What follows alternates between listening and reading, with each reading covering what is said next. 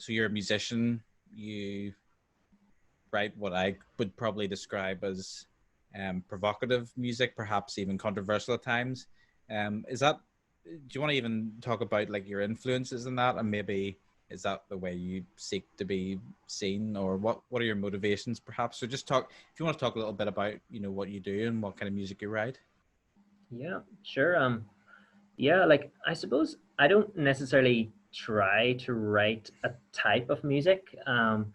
I guess it just whatever comes out. Mm-hmm. Like so, some of my songs are more like protest songs or like songs with like a real kind of message. And some of them are more like love songs or just like if I've gone Mm-hmm. through some kind of thing in my life or you know um Yeah. and Bob Dylan would be a big influence in that. And yeah, I suppose his early kind of material in the 60s, I've kind of saw how he really could speak out about social issues um and yeah, it really, I think it does change people's lives and change people's perspectives. And like songs and music kind of can really get to people's hearts maybe in a way that other things can't. um and Mm-hmm. yeah When I've did you first sort of realize that being a musician is something that you could do, or were you always kind of musically inclined?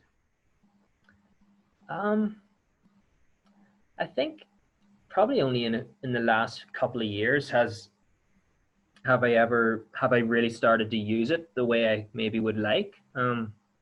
It was always maybe a bit of a hobby Mm-hmm. and something that I did on the side, but probably the Border Walk song was the first song that I could really see actually this being useful, in Mm-hmm. some way.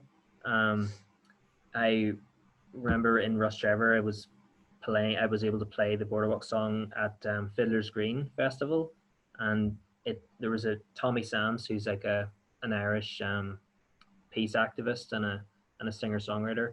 He has this event called the Music of Healing, and he asked me to play the Boardwalk song at it. Mm-hmm. Um, and as a kind of Protestant British Northern Irish person, to be able to sing a song of healing and reconciliation to like a room full of Irish Catholics Mm-hmm. mostly, and they really warmly received the song. And I realized then it was like, wow, like actually music really has the power to bring people together, and it has the power to challenge you know maybe some toxic views, or to kind of speak out against things that needs people to speak out against. And is that process to you like a spiritual process, would you say, the process of songwriting, or is it your way maybe of processing things that you're wrestling with yourself, or does it just happen? Like is that a consciously spiritual process for you? um I don't know how spiritual it is. Like I guess everything is spiritual in some way, but Mm-hmm. and I do think it is processing, and it is like a way of like um you know kind of analyzing a situation, or a way of writing. It's like a story almost, Mm-hmm. like um and sometimes it usually for me it happens very quickly with when you've got something in your heart, you've experienced something. Like one year I was at the 12th of July, which is like a kind of a public holiday in Northern Ireland, where there's parades, and um it's kind of like a contentious thing in our society. But Yeah, it's a Protestant festival, really, I guess. yeah, and I kind of came away from that day with a lot of heaviness, and a lot of like you know just like what I'd experienced, what I'd seen, what I'd witnessed going on. I really, it was heavy on my heart, and the way I expressed that was through a song called "Don't Drag God Into the Mix," Mm-hmm. and I've played that song you know like many times in little concerts and stuff, and it's always one of the songs that I can talk about and basically share some of these thoughts about, you know, peace and and um, Mm-hmm. and yeah, I think like I would say God has used the song to, you know, help develop conversations and, you know, help people to think about these things. Yeah, and it was interesting to me. I kind of re-listened to some of your music as I knew I was going to talk to you before this, and there's a lot of them that, I mean, some of the lyrics are really, I guess maybe when you're writing it, it doesn't seem that way, but from an outsider's perspective, like a lot of them are actually really um, vividly uh, provocative, is what the word I would say, or you know, they have Mm-hmm. the potential to be controversial. Like for example, I remember hearing the one about Remembrance Day, for example, and saying like the cenotaph is like the golden bull that people are worshiping at, and I just thought like, wow, that's like a huge statement. And Yeah. have you ever had any backlash from, and whether I agree or disagree with what you're saying, I guess it's, you know, it's serving a purpose of helping people to see perhaps unhealthy practices, but do you ever get backlash from the kind of really vivid language that you would use?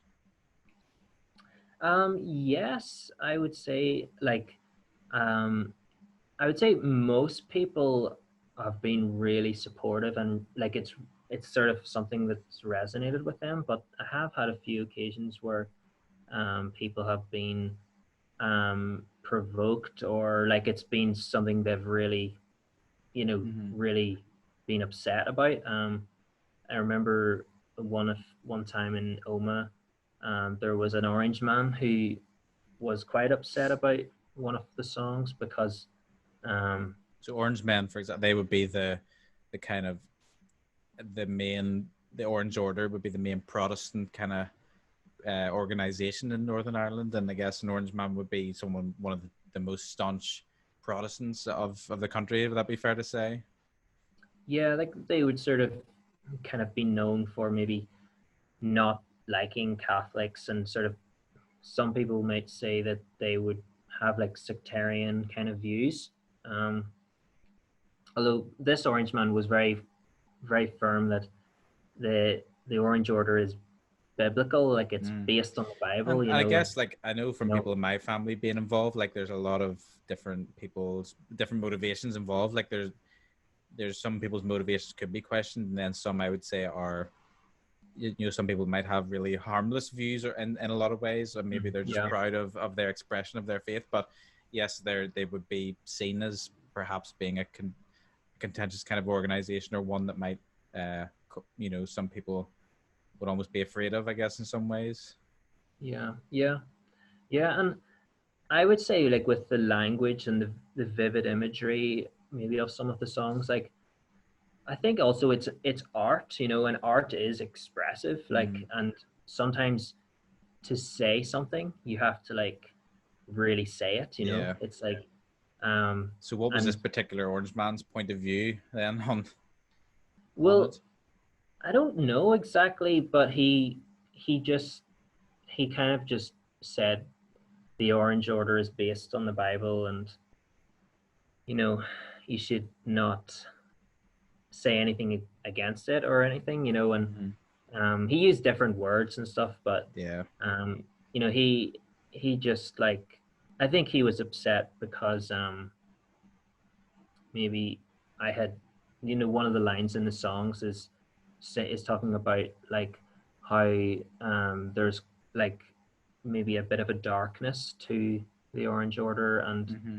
um, yeah, and just questioning the whole idea of, you know, triumphing like like as a Christian trying to say that, you know, it's good that we triumphed in a military way and that, you know, God is on our side and that kind of thing.